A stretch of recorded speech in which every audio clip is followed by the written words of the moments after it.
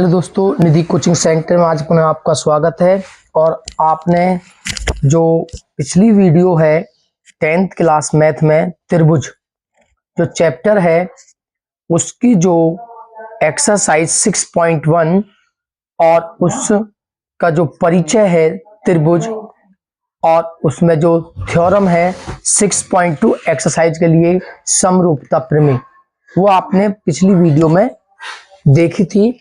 आप उसे 10th class math में यूपी बोर्ड प्लेलिस्ट में जाकर देख सकते हो। तो इसमें जो प्रमेय यूज होगी समरूपता प्रमेय, वो आपने उस वीडियो में देखी थी। समरूपता प्रमेय के बारे में मैं आपको फिर भी एक बार बता देता हूं कि अगर कोई त्रिभुज है, ये जो आपकी प्रमेय नंबर 6.1 है, ये वहां पर आपने की थी, तो वहां पर आप देख सकते हो जाकर प्लेलिस्ट में 10th class UP board math. तो 6 पॉइंट थ्योरम है कि अगर आपके पास कोई त्रिभुज है और उस त्रिभुज में किसी एक भुजा के समांतर कोई भुजा आप खींचते हो, कोई रेखा आप खींचते हो, मान लो ये DE आपके पास रेखा है और ये DE जो है वो BC के समांतर है। तो आपने देखा था कि ये जो रेखा है जो BC के समांतर है, ये इन दोनों जो साइड है भुजा है कुछ समान अनुपात में विभाजित करती है, यानी कि AD अनुपात DB इक्वल होगा AE अनुपात EC। ये आपकी समरूपता प्रमेय है जो आपकी इस 6.2 एक्सरसाइज में यूज होती है। इसके बाद जो आपकी प्रमेय है 6.2, ये इसकी कन्वर्ज है, इसकी प्रतिलोम है, इसकी व्युत्क्रम प्रमेय है। इसमें क्या है, अगर दो त्रिभुज है, एक त्रिभुज है आपके पास ABC और उसमें एक लाइन आपने ड्रॉ की जो दो भुजाओं को दो बिंदु पर काटती है, मान लो D है, ये E है, और हमें दिया है कि इनका जो अनुपात है दिया है, अगर ये अनुपात इस अनुपात के बराबर है तो ये रेखा इस BC के समांतर होगी। ये इसकी कन्वर्ज है 6.2। इसमें अगर ये रेखा इसके समांतर है तो इनका अनुपात बराबर होगा, और इसमें अगर इनका अनुपात बराबर है तो ये रेखा इस रेखा के समांतर होती है। तो इसमें देखते हैं इसकी जो एक्सरसाइज है 6.2, उसमें टोटल क्वेश्चन इस वीडियो में आज हम करते हैं। तो आप देखते हो आपको दिया हुआ है आकृति 6.17 और 6 में 1 और सेकंड में DE जो BC के समांतर है, ये रेखा इसके समांतर है, ये रेखा इसके समांतर है। तो फर्स्ट में हमें EC निकालना है, ये EC ज्ञात करना है, और सेकंड में हमें AD यानी कि AD ज्ञात करना है ये। तो देखते हैं, हमें दिया हुआ है जो इसका पहला क्वेश्चन है, इस त्रिभुज में DE जो है वो समांतर है, DE समांतर है BC के। तो आप जानते हो BPT थ्योरम समरूपता प्रमेय कहती है कि अगर कोई रेखा किसी त्रिभुज में उसकी एक भुजा के समांतर खींची जाती है तो वो रेखा अन्य दो भुजाओं को समान अनुपात में विभाजित करती है, यानी कि AD तब समरूपता प्रमेय से लिखेंगे, समरूपता प्रमेय से,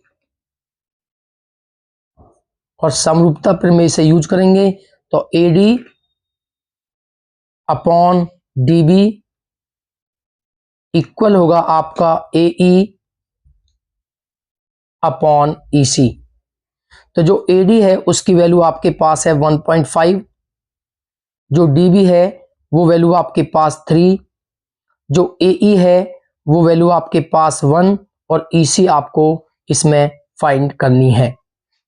तो आप क्रॉस मल्टीप्लाई करोगे, EC यहां पे जाएगा, ये मल्टीप्लाई में और ये डिवाइड में, तो आप लिखोगे EC बराबर 3 एकम 3 और अपॉन में आएगा 1.5। पॉइंट 1 प्लेस पे है तो इस पॉइंट को हटाओगे तो ऊपर एक 0 बढ़ा दोगे, तो 30/15, और 15 से 30 को काटोगे 2 बार, तो जो आपकी EC की वैल्यू है वो 2 सेंटीमीटर आती है। इसका सेकंड पार्ट देखते हैं। इसमें दिया हुआ है DE BC के समांतर है, तो इसमें हमें AD की वैल्यू ज्ञात करनी है। तो चूंकि आप जानते हो DE जो समांतर है BC के, तब समरूपता प्रमेय से,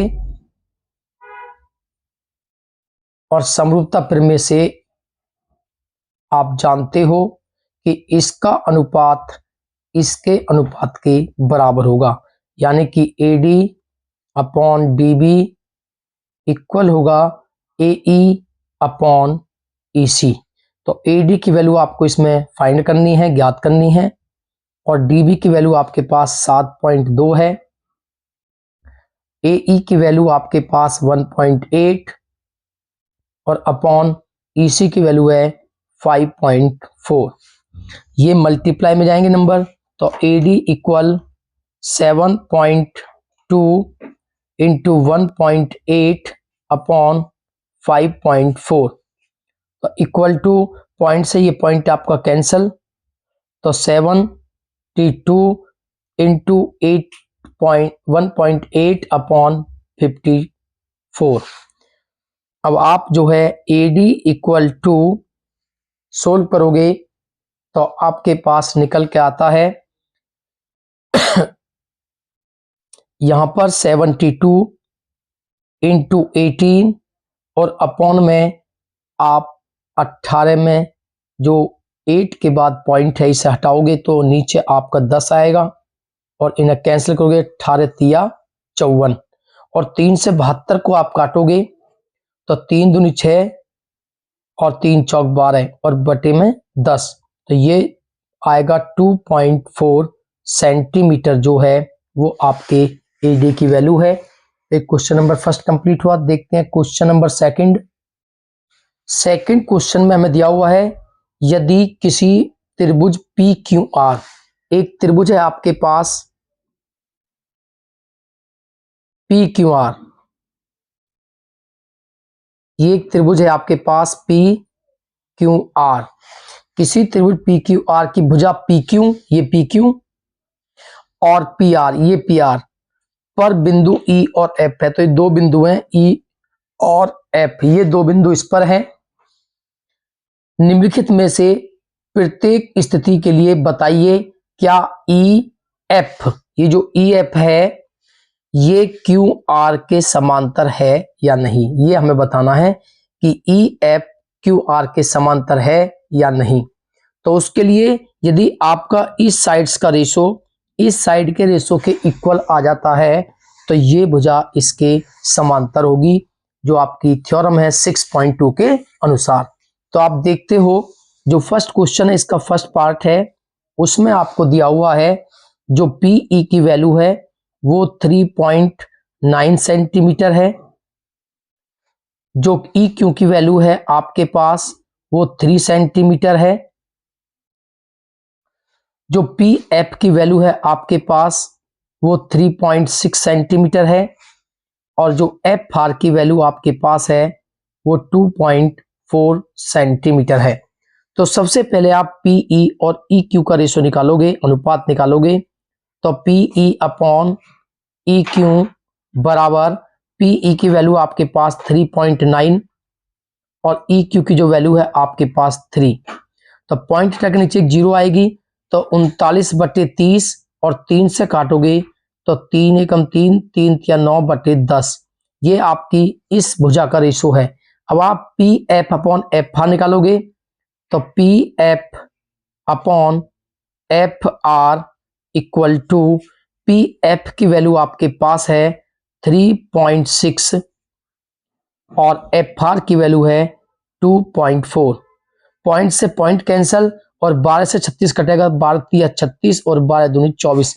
अब आप देखते हो ये जो रेशो है ये इक्वल नहीं है, तो आप लिखोगे कि PE अपॉन EQ बराबर नहीं है PF अपॉन FR के,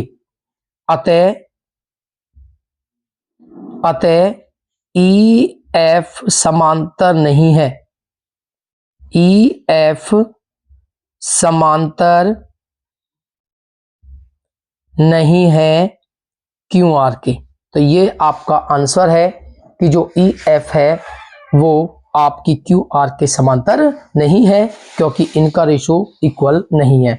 अब इसका जो सेकंड पार्ट है वो देखते हैं।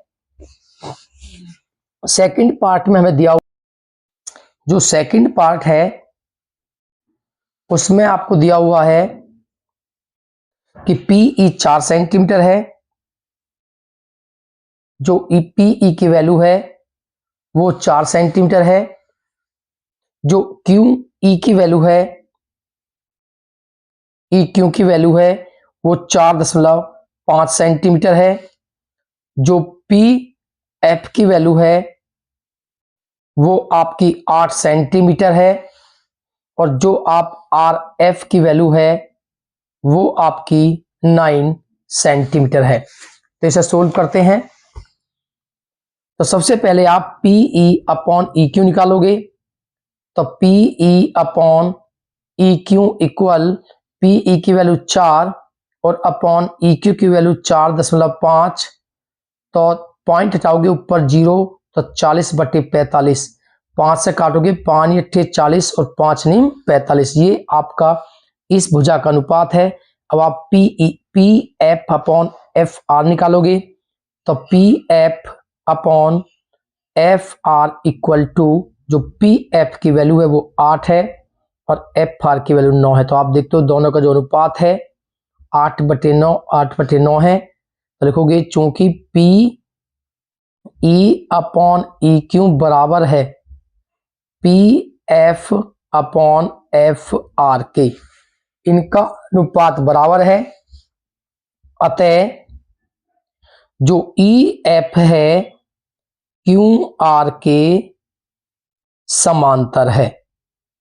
तो ये इसका सेकंड पार्ट कंप्लीट हुआ। अब देखते हैं इसका जो थर्ड पार्ट है। थर्ड पार्ट में हमें गिवन है पी क्यू बराबर दिया हुआ है, पी क्यू की वैल्यू है 1.28 सेंटीमीटर। पी आर की वैल्यू है आपके पास 2.56 सेंटीमीटर। पीई की वैल्यू आपके पास है 0.18 सेंटीमीटर और पी एफ की वैल्यू आपके पास है 0.36 सेंटीमीटर। तो सबसे पहले आप निकालोगे रेशो अनुपात। तो आप जानते हो कि जो पीई और ई क्यू का आप अनुपात निकालोगे तो पीई ई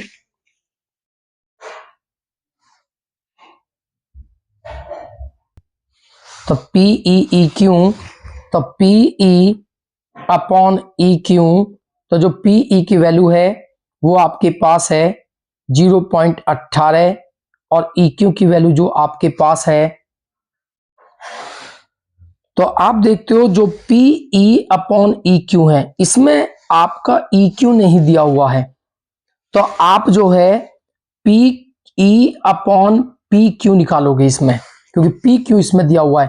तो पीई अपॉन आप लिखोगे ई क्यू, क्योंकि ई क्यू आपको गिवन नहीं है इसमें, तो आप लिखोगे P Q upon PE, P Q upon PE, ये आप रेशो निकालोगे। तो जो पी क्यू की वैल्यू है वो आपके पास दी हुई है, पीई की वैल्यू है वो आपके पास है 0.18 और पी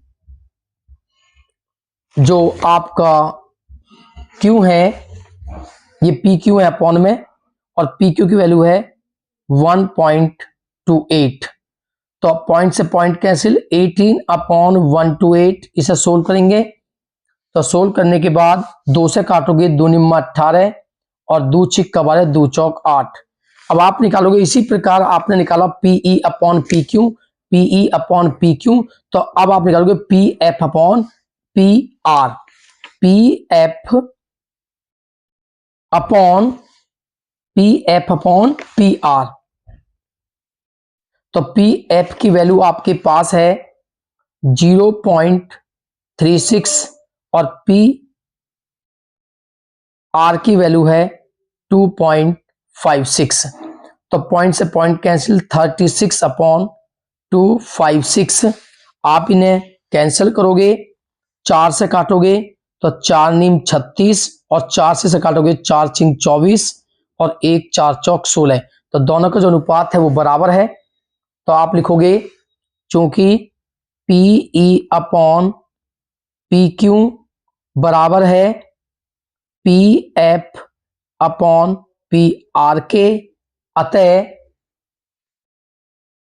अतः जो आपका भुजा खींची थी आपने ई एफ, वो जो है आपका जो आधार है क्यू आर के समांतर है, क्यू आर के समांतर है। तो ये क्वेश्चन नंबर आपका जो सेकंड है वो कंप्लीट हुआ। देखते हैं इसका क्वेश्चन नंबर 3। तो क्वेश्चन नंबर 3 में हमें दिया हुआ है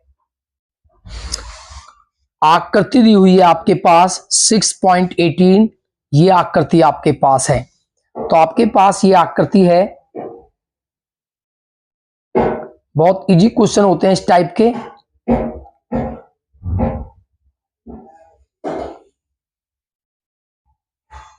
ये आकृति आपके पास है, ये ए है पॉइंट, ये सी, ये बी, ये है डी, और इस तरीके से ये पॉइंट एल और ये पॉइंट एम और ये एन। तो आपको दिया है इसमें, हमें इसमें दिया है कि एल एम समांतर है सी बी के व एल एन समांतर है सी डी के, ये हमें दिया हुआ है। और हमें जो सिद्ध करना है वो सिद्ध करना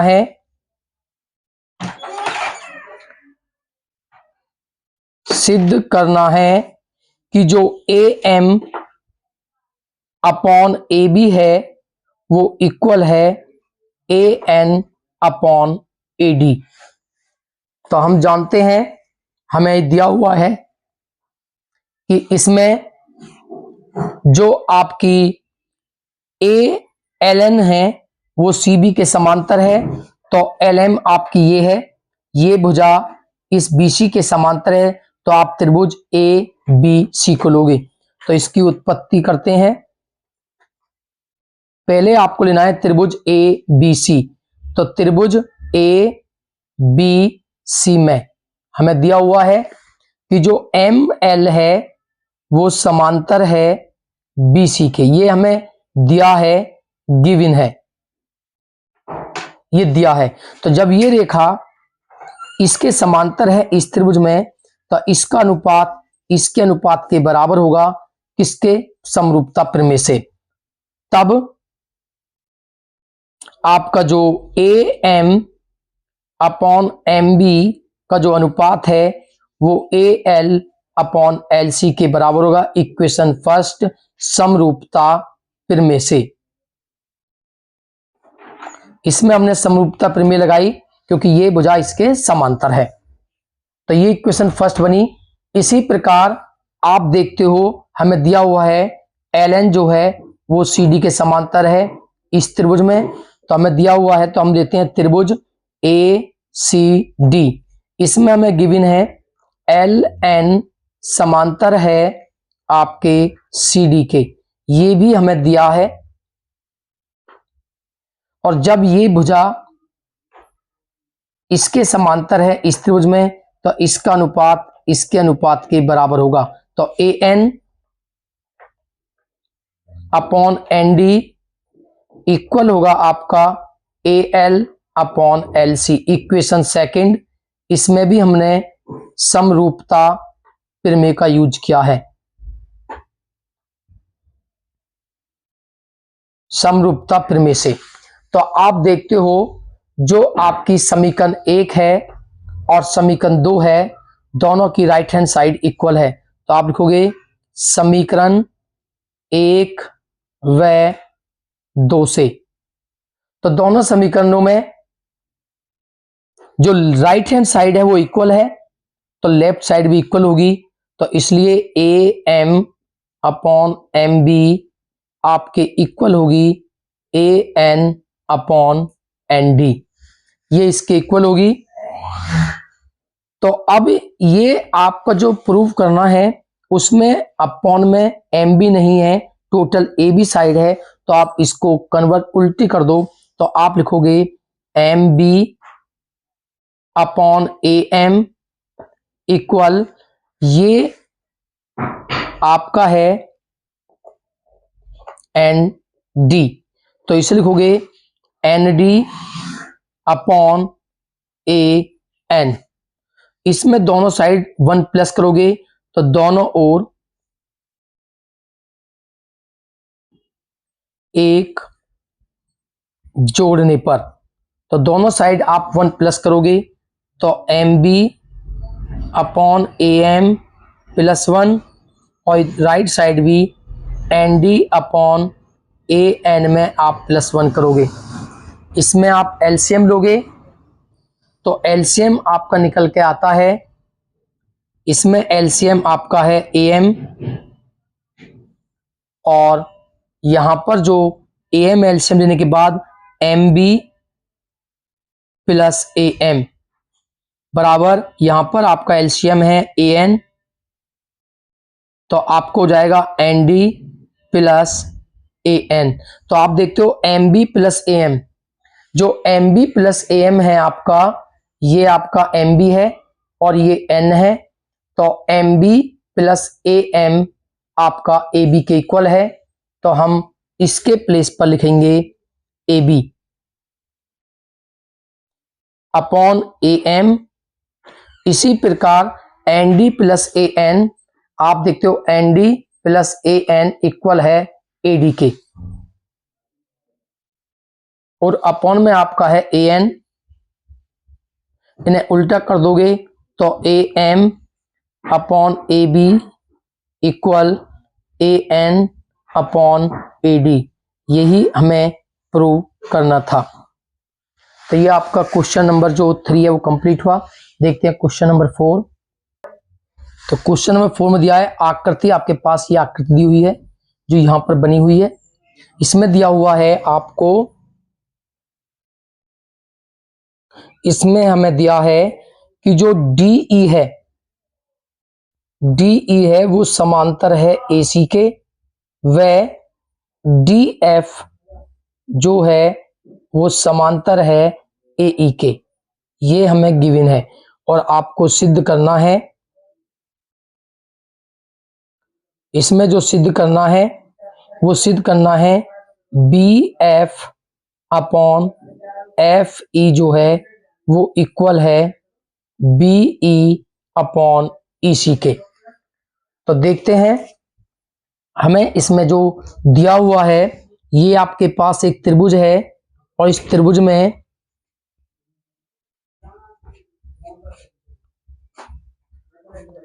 हमें दिया हुआ है सबसे पहले DE जो है वो AC के समांतर है, तो DE आपकी ये है और AC ये है, तो ये भुजा इस भुजा के समांतर है, तो आप त्रिभुज लोगे ABC। तो त्रिभुज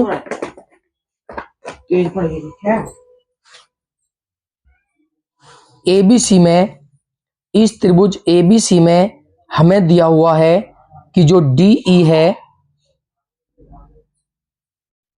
वो समांतर है AC के। तो जब DE AC के समांतर है इस त्रिभुज में, तो इसका अनुपात इसके अनुपात के बराबर होगा, इसलिए DB अपॉन DA इक्वल होगा BE अपॉन EC।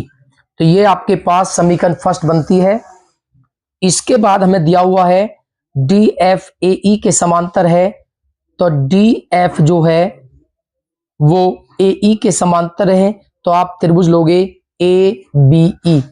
तो आप लिखोगे त्रिभुज ABE में, तो इसमें आपको दिया हुआ है कि जो DF है वो समांतर है AE के, ये हमें दिया है, ये हमें गिवन है।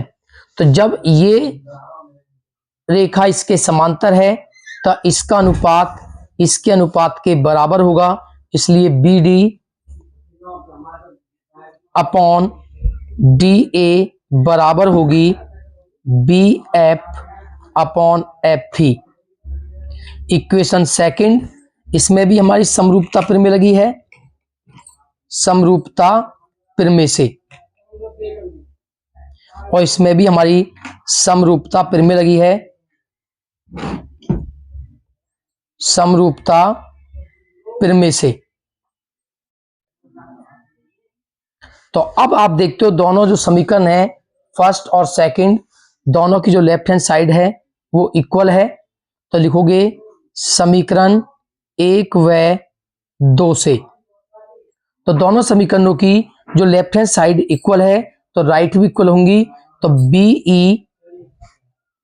बीई अपॉन ई सी आपकी इक्वल होगी B F upon F E. और यही हमारी जो है, यही हमें सिद्ध करना था, B F upon F E और बीई अपॉन ई सी। तो ये आपका क्वेश्चन नंबर 4 कंप्लीट हुआ। देखते हैं क्वेश्चन नंबर आपका 5। तो क्वेश्चन नंबर 5 में आपको दिया हुआ है, आकृति है आपके पास, ये आकृति आपको दी हुई है, ये एक आकृति है और इसमें दिया हुआ है डीई ओ क्यू के समांतर है।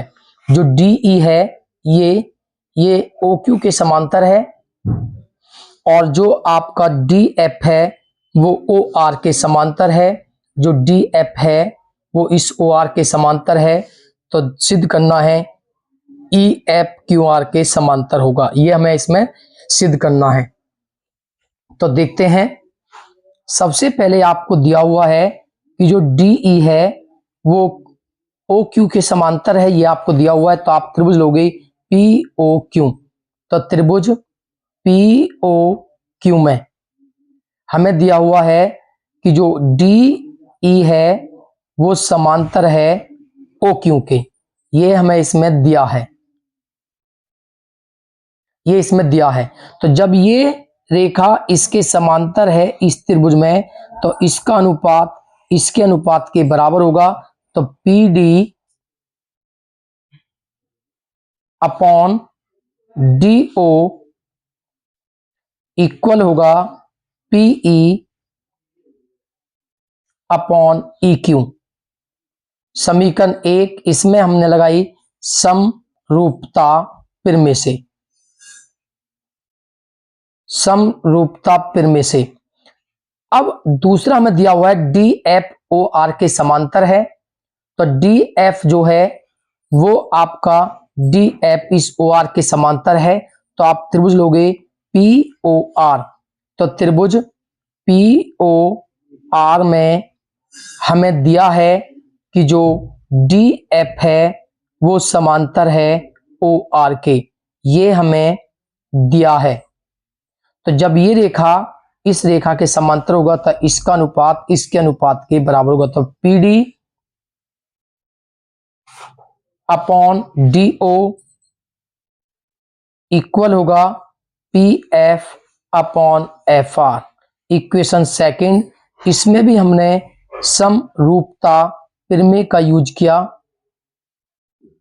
समरूपता प्रमेय से।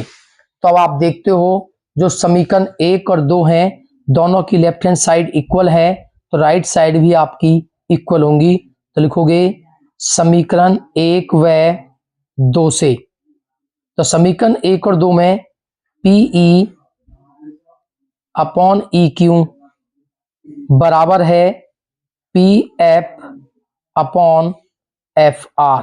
तो हमने सिद्ध किया कि जो पीई है, ये पीई, इसमें पीई अपॉन ई क्यू इसका ratio P F upon F are इसके रेशो इक्वल है, यानी कि इस त्रिभुज में इनका रेशो इनके रेशो के इक्वल है। ये कब संभव है? जब ये रेखा इसके समांतर हो, तब लिखेंगे तब ई एफ जो है वो समांतर होगी आपकी क्यू आर के, बाई थ्योरम प्रमेय 6.2 से। क्योंकि इनका अनुपात इनके अनुपात के बराबर है, तो ये रेखा इसके समांतर होगी, जो कि फिर में 6.2 है। तो देखते हैं क्वेश्चन नंबर 6। तो क्वेश्चन नंबर 6 में हमें दिया हुआ है आकृति है 6.21। ये आकृति आपको दी हुई है जो यहां पर बनी हुई है। इसमें आपको गिवन है, दिया हुआ है कि ए बी जो है वो पी क्यू के समांतर है। ए बी जो है वो पी क्यू के समांतर है। ए सी पी आर के समांतर है। ए सी जो है पी आर के समांतर है। तो सिद्ध करना है बी सी जो क्यू आर के समांतर होगी। सिद्ध करना है बी सी समांतर होगी क्यू आर के। तो देखते हैं इसकी उत्पत्ति। ये त्रिभुज है और इसमें हमें दिया हुआ है कि जो ए बी है, सबसे पहले ए बी पी क्यू के समांतर है। तो ए बी आपकी ये लाइन है और पी क्यू ये है, तो ये लाइन इस लाइन के समांतर है। तो समरूपता प्रमेय कहती है कि इसका अनुपात इसके अनुपात के बराबर होगा। तो आप लोग ये त्रिभुज पी ओ क्यू में, इसमें हमें दिया हुआ है ए बी जो है वो समांतर है पी क्यू के, ये हमें इसमें दिया है। तो जब ये इसके समांतर है तो इसका अनुपात निकालो। O A upon A P, O A upon A P बराबर होगा O B upon B Q. O B upon B Q, ये समीकरण 1। और आपने लगाई समरूपता प्रमेय। इसमें समरूपता प्रमेय आपने यूज की। इसी प्रकार ए सी समांतर है पी आर के, तो ए सी ये है और ये इसके समांतर है, तो त्रिभुज लोगे पी ओ आर। तो त्रिभुज पी ओ आर में हमें दिया हुआ है ए सी जो है वो समांतर है पी आर के, ये दिया है। तो इसका अनुपात इसके अनुपात के बराबर होगा, यानी कि O A upon A P equal O C upon C R. ये आपकी क्वेश्चन सेकंड। इसमें भी हमने समरूपता प्रमेय का यूज किया। तो समीकरण 1 व 2 से दोनों समीकरणों में लेफ्ट हैंड साइड इक्वल है, तो राइट साइड भी आपकी इक्वल होगी, यानी कि O B upon B Q बराबर होगी ओ सी अपॉन सी आर के। तो आपने जो दिखाया है इसमें जो ओ बी है ये अपॉन बी क्यू, ये इनका अनुपात ओ सी अपॉन सी आर इसके और इसके अनुपात के बराबर है। यानी कि आपने सिद्ध किया है यहां पर कि इसका अनुपात इसके अनुपात के बराबर है। ये कब संभव है? जब बी सी इसके समांतर हो 6.2 थ्योरम से। अतः आप लिखोगे बी सी जो है वो समांतर होगी क्यू आर से, इस समीकरण से, समीकरण 3 से। और इसमें आपने यूज की है थ्योरम प्रमेय 6.2, क्योंकि इन भुजाओं का अनुपात बराबर है तो ये भुजा इसके समांतर होगी, जो 6.2 थ्योरम कहती है। अब देखते हैं इसका क्वेश्चन नंबर 7। क्वेश्चन नंबर 7 में प्रमेय 6.1 का प्रयोग करते हुए सिद्ध कीजिए कि एक त्रिभुज की एक भुजा के मध्य बिंदु से होकर दूसरी भुजा के समांतर खींची गई रेखा तीसरी भुजा को समद्विभाजित करती है। यानी कि प्रमेय 6.1 का प्रयोग करना है और सिद्ध करना है किसी एक भुजा का मध्य बिंदु। मान लेते हैं ए बी सी आपके पास एक त्रिभुज है और इस ए बी का जो है डी जो है वो मध्य बिंदु है।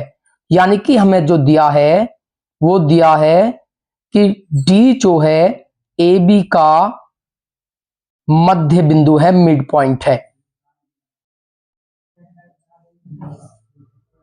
मध्य बिंदु है। तो एक भुजा के मध्य बिंदु से होकर दूसरी भुजा के समांतर, तो इसके समांतर यहां से हमने एक रेखा खींचते हैं जो डीई है, और दिया है कि जो डीई है वो समांतर है बीसी के। तो इसके मध्य बिंदु से होकर जाने वाली और इसके समांतर, दूसरी तीसरी भुजा को जो है ये समद्विभाजित करती है।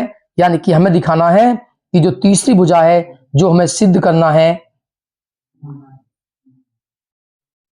हमें सिद्ध करना है कि जो DE है वो AC जो तीसरी भुजा है को समद्विभाजित करती है।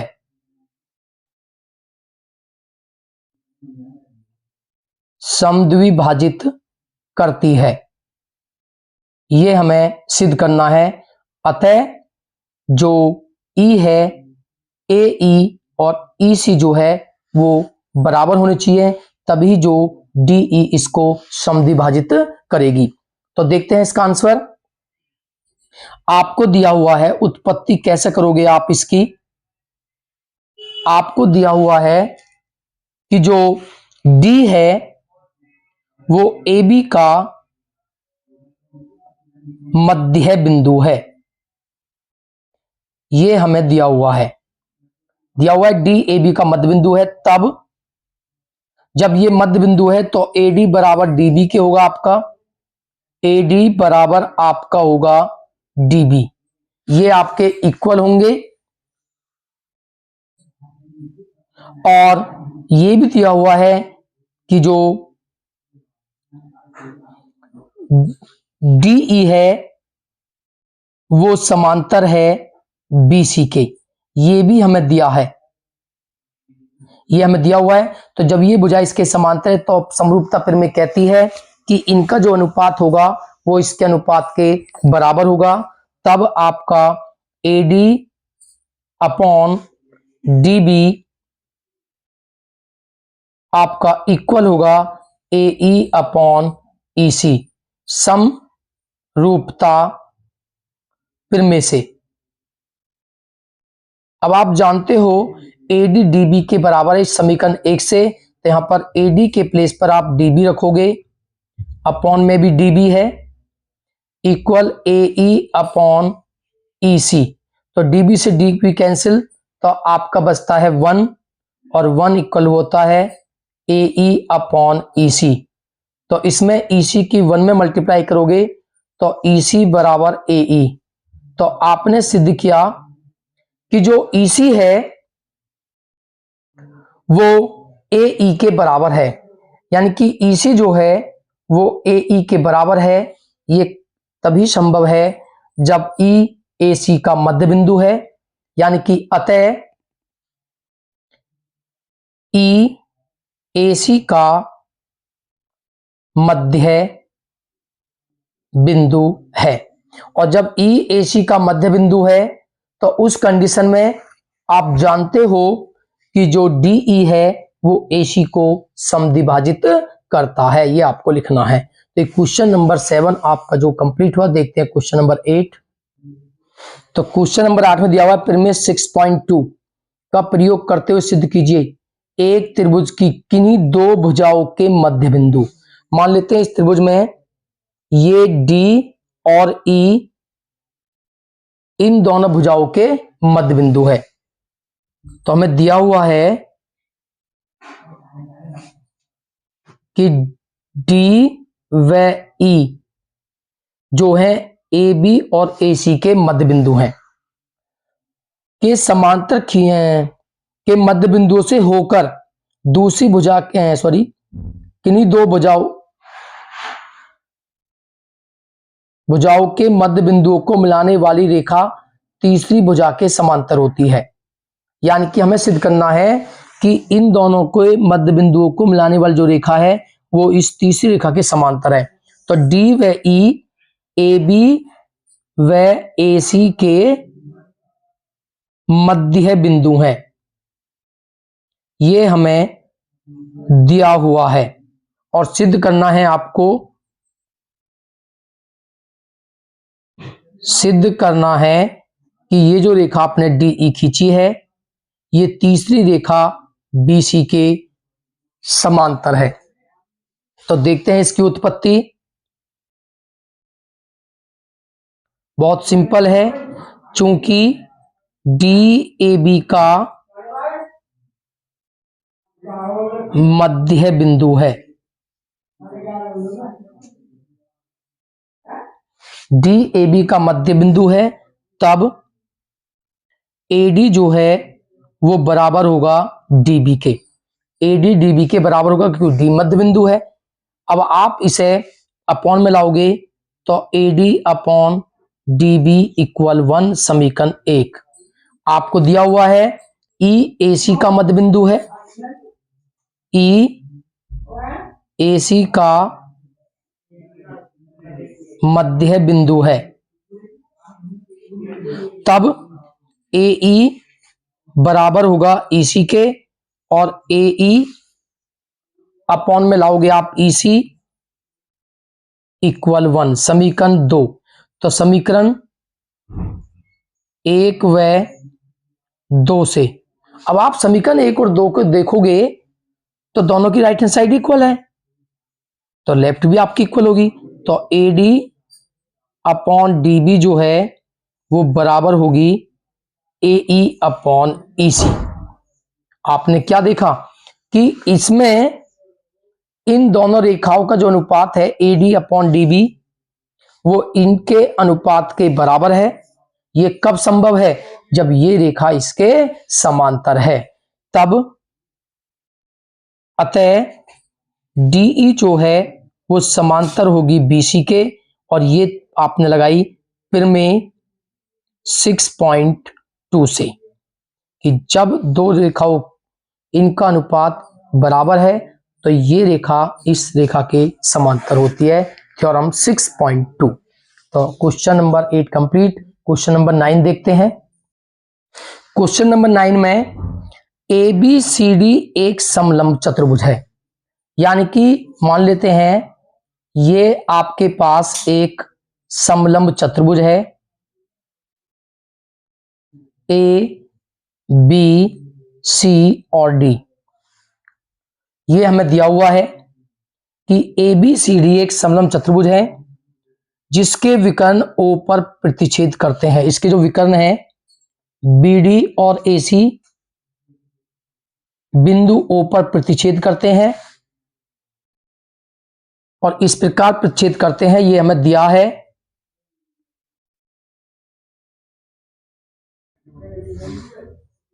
प्रतिच्छेद करते हैं और दिया है जो AD है वो समांतर है DC के। ABCD समलंब चतुर्भुज है, समलंब है, और AD DC के समांतर है तथा इसके विकर्ण O पर प्रतिच्छेद करते हैं। तो आपको सिद्ध करना है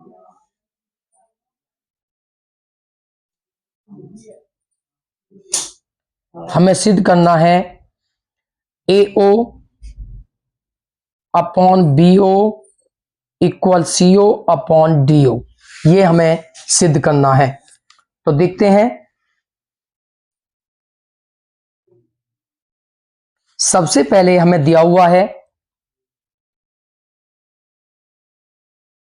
कि जो विकर्ण है वो O पर प्रतिच्छेद करते हैं। तो सर्वप्रथम हमने AB के समांतर O से होकर एक रेखा खींचते हैं।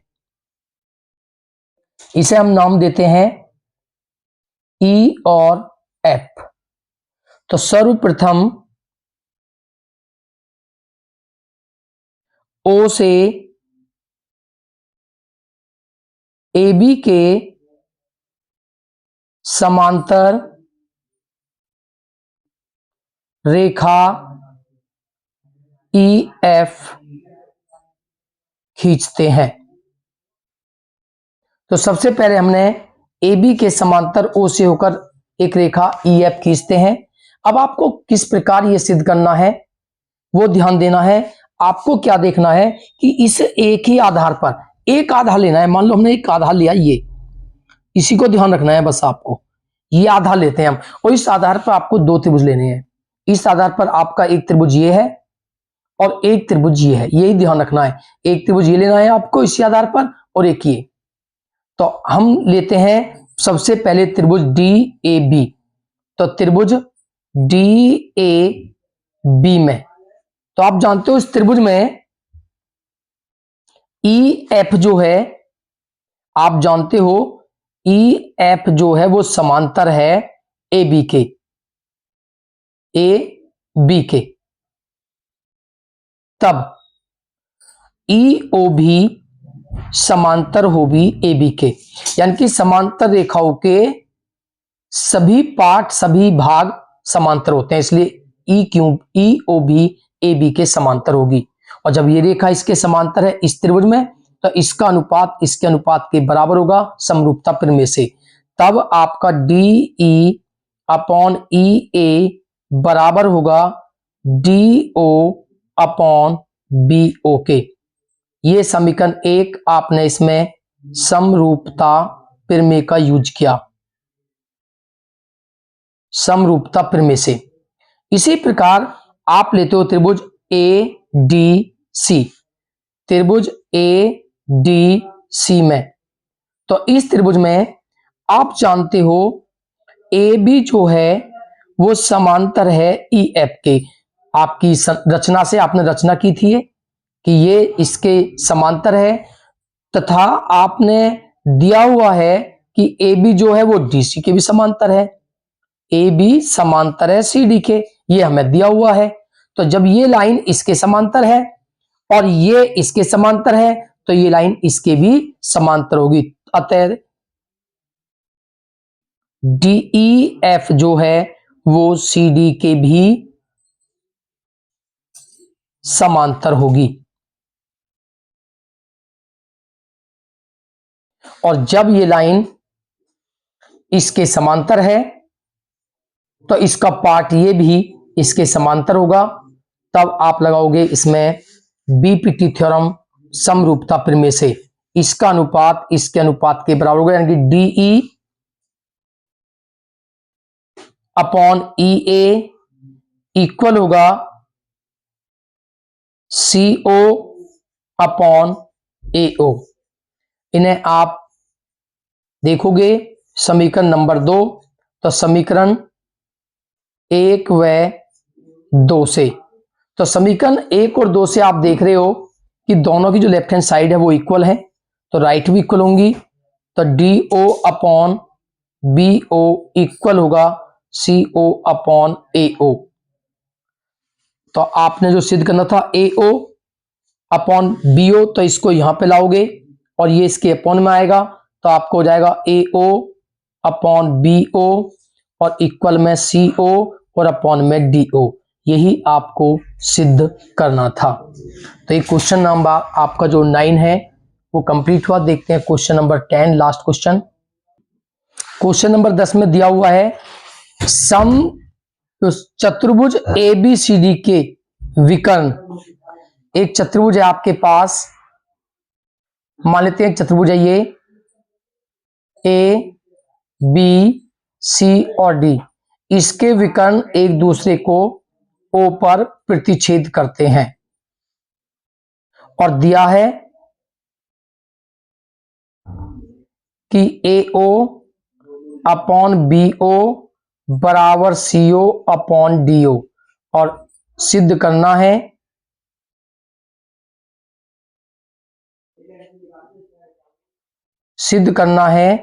ABCD एक समलंब चतुर्भुज है। ये समलंब है आपका, ये आपको सिद्ध करना है। तो देखते हैं, सबसे पहले हमें दिया हुआ है AO अपॉन BO और CO अपॉन DO का जो अनुपात है वो बराबर है। तो सर्वप्रथम हमने क्या किया, इस AB के समांतर ये एक रेखा हम खींचते हैं E और F। ये हमने सबसे पहले दो समांतर रेखाएं, ये EFAB के समांतर रेखा खींची।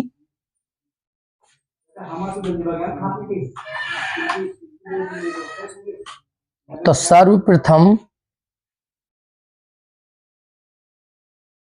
EF के समांतर रेखा AB खींचते हैं। हमें दिया हुआ है AO अपॉन BO बराबर CO अपॉन DO, तो इसको इसके अपॉन मिलाएंगे तो AO upon CO equal BO upon DO। ये आपके पास इक्वेशन जो आपको दिया हुआ है।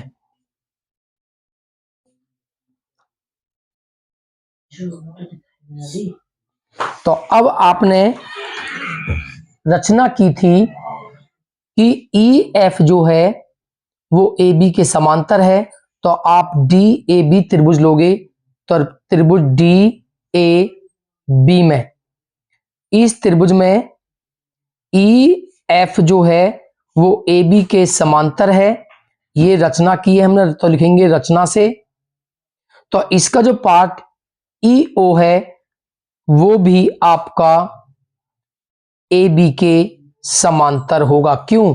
क्योंकि किसी दो पैरेलल लाइनों के समांतर रेखाओं के जो भाग होते हैं वो भी समांतर ही है। तो जब ये रेखा इसके समांतर है तो इसका अनुपात इसके बराबर होगा। तो DE upon AB EA equal होगा DO upon BO। DO upon BO इसे हम लिख सकते हैं AE उल्टा करते हैं upon DE equal BO upon DO। तो आप देखते हो इसे हम मान लेते हैं समीकरण 2। तो समीकरण 1 व 2 से, तो इन दोनों समीकरणों में आप देखते हो दोनों की राइट हैंड साइड इक्वल है, तो लेफ्ट भी इक्वल होंगी। तो AE अपॉन DE वो इक्वल होगी AO अपॉन CO। तो अब आप इसमें देखते हो कि AE आपकी ये लाइन है और DE आपकी ये लाइन है। इसका अनुपात इसके अनुपात के बराबर है इस त्रिभुज में, इसका अनुपात इसके बराबर है। ये कब संभव है? जब ये लाइन इसके समांतर हो। अतः EO समांतर होगी DC के, और परिमेय यूज होती है इसमें 6.2 से। जब इनका अनुपात इसके अनुपात के बराबर, तो ये रेखा इसके समांतर होगी। तो आपने देखा, चूंकि हमने देखा AB जो है वो समांतर है EF के, तथा हमने सिद्ध किया कि जो EF है ये EF समांतर है CD के, क्योंकि EO इस EF का ही पार्ट है। जब EO इसके समांतर है तो EF भी इसके समांतर ही होगी। तो इन दोनों में देखते हो AB EF के समांतर, CD भी EF के समांतर, तो AB भी CD के क्या होगी? समांतर होगी। तब AB समांतर होगी CD के, और ये रेखा इसके समांतर है। अपोजिट दो भुजा समांतर है, तब आपका जो है ABCD समलंब होगा। ABCD क्या होगा? आपका समलंब होगा। यही हमें सिद्ध करना था। तो ये आपकी जो एक्सरसाइज 6.2 है कंप्लीट हुई। इसे ज्यादा तैयार करें, वीडियो को लाइक करें, चैनल को सब्सक्राइब करें।